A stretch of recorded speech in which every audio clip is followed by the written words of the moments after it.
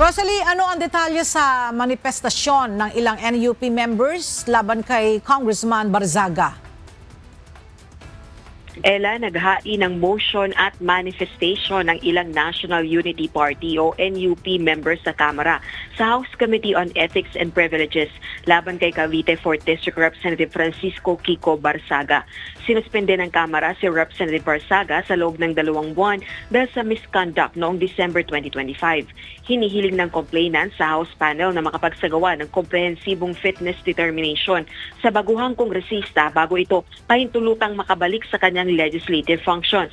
Ayon sa mga complainant, sa gitna ng suspensyong itinataw laban kay Representative Barzaga, nagpapatuloy ang publication nito sa social media platform ng contents na makasisira umano sa imahe ng Kamara at hindi naaayon sa inaasahang asal ng mga miyembro ng House of Representatives. Kabilang na nila ang panunuya at paninira sa namayapang si Antipolo 2nd District Representative Romeo Acop na isang dating miyembro ng NUP. Gayon din ang pagpapakalat ng umano'y mapang-udyok na political commentaries. Wala pang sagot si Congressman Barzaga kaugnay nito. Sa January 26 pa ang balik sesyon ng Kongreso.